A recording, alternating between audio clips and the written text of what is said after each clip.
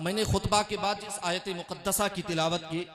अल्लाह रब्बे क़दीर जल्ला शानहु वहदहु ला शरीक कुरान अज़ीम वल फुरक़ानुल हमीद के अंदर इरशाद फरमाता है, अला इन्ना औलिया अल्लाह ला खौफुन अलैहिम वला हुम यहज़नून अल्लज़ीना आमनू व कानू यत्तक़ून।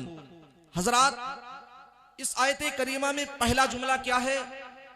अला का। अला का माना क्या हुआ? खबरदार। अला का माना खबरदार। हजरात, अब आप तवज्जो फरमाएं, अल्लाह रब्बुल इज्जत कुरान के अंदर अला का जुमला फरमा करके अल्लाह अपने बंदों को खबरदार कर रहा है। अब हम रब की बारगाह में अर्ज करते हैं, मौला हम किस चीज से खबरदार हो, किस चीज से हम होशियार हो?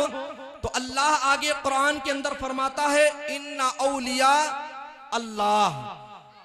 मैं अलग अलग करके आपको बता रहा हूं ताकि आप आसानी के साथ समझ सके। अला का माना खबरदार, इन्ना औलिया अल्लाह, यानी कि अल्लाह फरमा रहा है कि जो मेरे वली हैं, जो मेरे दोस्त हैं, जो मेरे प्यारे खास बंदे हैं, उनका मकाम ये है, उनका मर्तबा, उनकी शान, उनकी अजमत ये है। उनकी शान क्या है? आगे रब फरमाता है, ला खौफुन अलैहिम, यानी कि उनमें ना ही किसी चीज का कोई खौफ हुआ करता है, वला हुम यहज़नून, और ना ही किसी चीज का कोई गम हुआ करता है। हजरात मोहतरम, ये इस आयत का तर्जुमा मुकम्मल हुआ।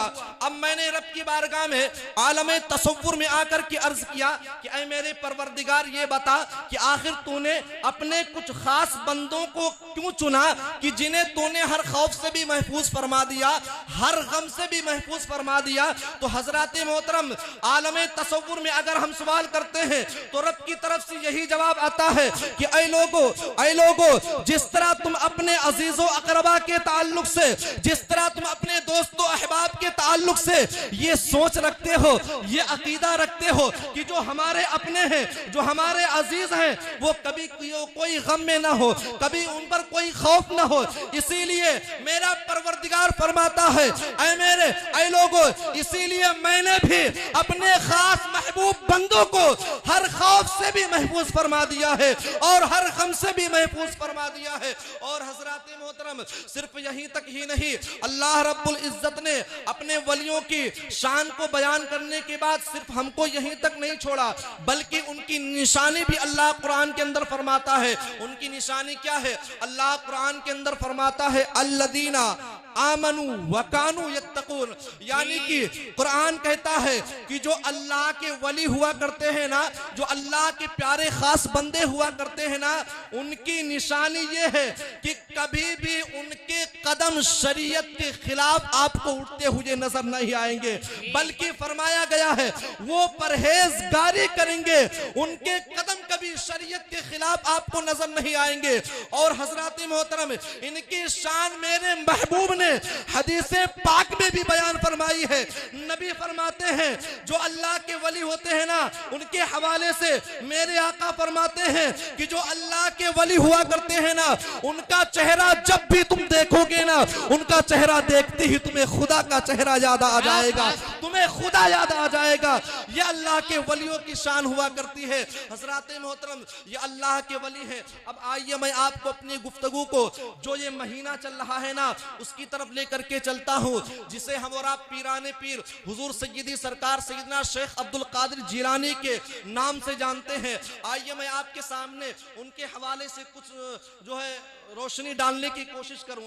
हजरात मोहतरम, सरकार गौसे पाक का खुद फरमान मौजूद है। मेरे गौसे पाक रदी अल्लाह ताला अन्हु के बचपने का जमाना था। मेरे गौसे पाक के बचपने का जमाना तालिबी इल्मी का दौर था। मेरे गौस फरमाते हैं कि जब मैं अपने घर से मदरसे तालीम हासिल करने के लिए, इल्मे दीन सीखने के लिए जाता, तो मेरे कानों में एक आवाज आती। वो आवाज क्या आती? मेरे गौस फरमाते हैं मेरे कानों में आवाज आती, ऐ अब्दुल कादिर, आशिक बनोगे या महबूब बनोगे?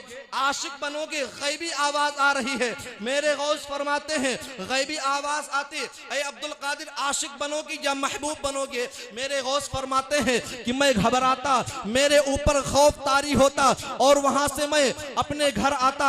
आने के बाद मैं अपनी अम्मी से कहता, ऐ अम्मी जान, जब मैं जो है अपने घर से मदरसे के लिए जाता हूँ ना, तो मेरे कानों में इस तरह की आवाज आती है, ऐ अब्दुल कादिर आशिक बनोगे या महबूब बनोगे? ऐ अम्मी ये बताएं कि मैं इसका जवाब क्या दूं, मैं इसका जवाब क्या दूं? हजरात मोहतरम, अपने गौस की शान क्या है? अपने गौस की शान ये है कि आपकी अम्मी उम्मुल खैर हजरत फातिमा भी अल्लाह की बहुत बड़ी वलिया थी।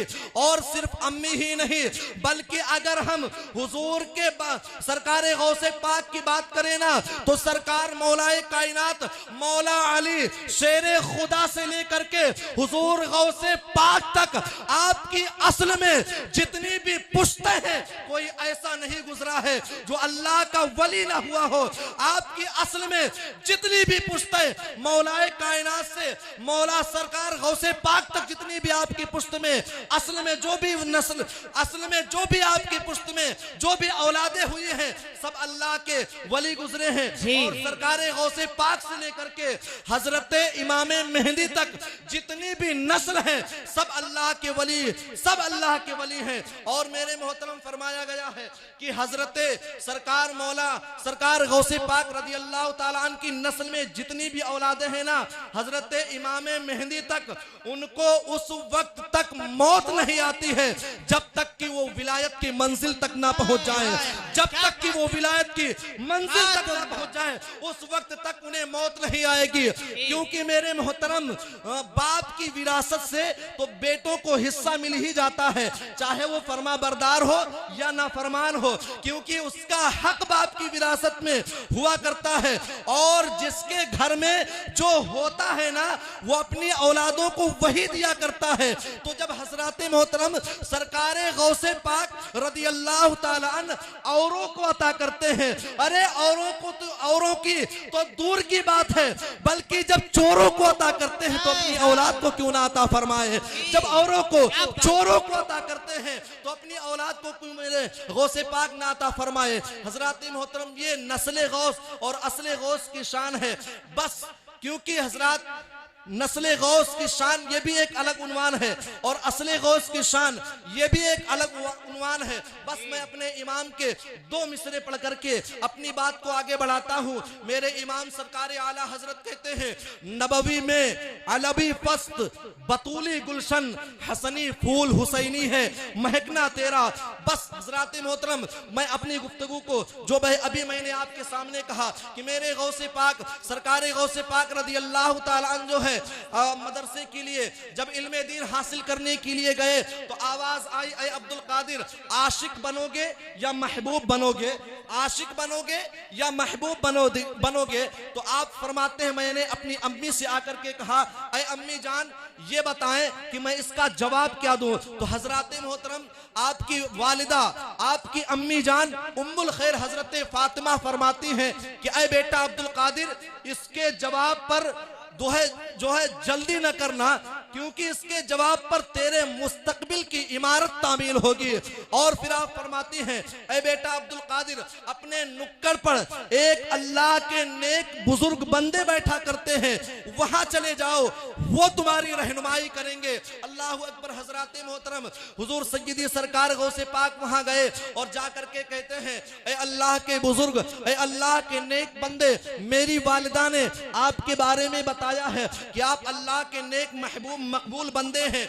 ये बताएं कि जब मैं मदरसे जाता हूं तो मेरे कानों में एक आवाज आती है, ऐ अब्दुल कादिर आशिक बनोगे या महबूब बनोगे? हुजूर ये बताएं कि मैं इसका जवाब क्या दूं? तो आप फरमाते हैं कि ऐ बेटा, ऐ शहजादे, कल आना, मैं तुम्हारे सवाल का जवाब बन जाऊंगा। सरकार गौसे पाक उनकी बातों पर, उनके जुमले पर तवज्जो न की और वहां से इस हाल पर लौटे ये सोच करके कि कल जब मैं आऊंगा तो मेरे सवाल का जवाब मिल जाएगा। रात बेचैनी के साथ गुजरी।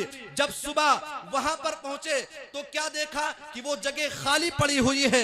उस जगह पर जो अभी कल बैठे हुए थे वो नहीं है। जब वो जगह खाली पाई ना तो मेरे गौस कहते हैं आखिर ये गए कहां। आप जब आपको बेचैन और बेकरार पाया वहां के लोगों ने तो कहा, अरे बेटा ये बताओ कि आखिर बात क्या है, इतने परेशान क्यों लगते हो। तो वो कहते हैं, मेरे गौस कहते हैं कि यहाँ पर जो कल एक बुजुर्ग बैठे हुए थे वो कहाँ गए। उन्होंने मुझसे एक वादा कल किया था कि कल बेटा आना, मैं तुम्हारे सवाल का जवाब दूंगा। आखिर वो चले कहाँ गए। तो लोग कहते हैं कि उनका तो इंतकाल हो चुका है, वो अब दुनिया में नहीं रहे, वो दुनिया से जा चुके हैं। और लोगों को उनका मजहब व मसलक ही नहीं पता था कि वो किस मसलक के हैं, किस मजहब के हैं। इसलिए लोगों ने उन्हें जो है उठा करके जंगल में फेंक दिया। फिर जब आपको ज्यादा जो है परेशान पाया तो लोगों ने कहा कि अगर आप उनकी लाश तक जाना चाहते हैं तो लाश तक तुम्हारी रहनुमाई की जा सकती है। अल्लाह अकबर हजरात मोहतरम। तो कहा ठीक है, हमें लाश तक पहुंचा दिया जाए। जब लाश तक आपको पहुंचाया गया, मेरे गौसे पाक जब लाश के करीब पहुंचे तो क्या देखा कि उनकी लाश को चील, कौवे और कुत्ते जो है फाड़ फाड़ करके खा रहे थे। जब मेरे गौस ने बचपन के जमाने में ये देखा तो आपका दिल दहल जाता है और नन्ही सी जबान से ये जुमले तरतीब पाए। फरमाया, कहते हैं, ऐ अल्लाह के बुजुर्ग, आप तो कह रहे थे कि मैं तुम्हारे सवाल का कल जवाब दूंगा। क्या आप लोग भी झूठ बोला करते हैं? क्या आप लोग भी झूठ बोलते हैं? आपने तो कहा था कि कल मैं तुम्हारे सवाल का जवाब दूंगा और आप जो है आपका इंतकाल क्यों हो गया। तो वो कहते हैं, उनकी लाश के लबों को जुम्बिश हुई। फरमाते हैं, ऐ बेटा अब्दुल कादिर, मैंने ये नहीं कहा था कि मैं तुम्हारे सवाल का जवाब दूंगा, बल्कि मैंने ये कहा था कि कल मैं तुम्हारे सवाल का जवाब बन जाऊंगा। लो अब हमें देख लो, मैं तुम्हारे सवाल का जवाब बन गया हूँ। आशिक बने थे इसलिए ये दिन देखने पड़े। महबूब बनने में भलाई है, क्योंकि वहां तो बड़े नाज उठाए जाते हैं, इसलिए आशिक महबूब बनने में भलाई है। आशिक बनने में मुझे ये दिन देखने पड़े। तब हजरात मोहतरम मेरे गौसे पाक रज़ी अल्लाह ताला अन्हु फरमाते हैं कि फिर तो मैं आशिक ही बनूंगा, क्योंकि इस मंजिल से गुजरने की ताकत मेरे अंदर मौजूद है। और फिर अल्लाह अकबर हजरात मोहतरम सरकारे गौसे पाक रज़ी अल्लाह ताला अन्हु आशिक बन करके आपने इबादत और रियाजत और वो मुजाहिदात किए हैं कि जिन्हें पढ़ने के बाद जो है दिल अश अश कर उठता है। और खुद मेरे गौस फरमाते हैं कि रियाजत और इबादत करते वक्त मैंने ऐसी तकलीफें उठाई हैं कि अगर वो तकलीफ पहाड़ पर भी आ जाती तो पहाड़ भी रेजा रेजा हो जाता। लेकिन मेरे गौस फरमाते हैं, मैंने जो है अल्लाह उसके रसूल की रजा के लिए, अल्लाह उसके रसूल के खातिर मैंने अपनी ऐसी जिंदगी गुजारी है कि फिर अल्लाह रब्बुल इज्जत मेरा परवरदिगार मुझसे इस तरह राजी हुआ, ऐसा राजी हुआ कि जब मैं भूखा होता, जब मैं खाना नहीं खाता तो मेरा परवरदिगार मुझे अपनी कसमें दे दे करके कहता, ऐ अब्दुल कादिर तुझे मेरी कसम है खा ले। और जब मैं पानी नहीं पीता तो मेरा रब कहता, ऐ अब्दुल कादिर तुझे मेरी कसम है पानी पी ले। और आप फरमाते हैं कि जब मैं कपड़े नहीं पहनता तो मेरा रब मुझसे कहता, ऐ अब्दुल कादिर तुझे मेरी कसम है नया लिबास पहन ले। तब मेरे गौस फरमाते हैं कि मैं अपने रब के कसम देने पर जो है ये सब काम करता, वो अपने गौस की शान है। हजरात मोहतरम बातें बहुत है, इशारा मिल चुका है कि अब खत्म किया जाए। बस मैं अपनी गुफ्तगू को यहीं पर समेट रहा हूँ। अल्लाह रब्बुल कदीर की बारगाह में दुआ है, मौला ताला बोलने में जाने अनजाने में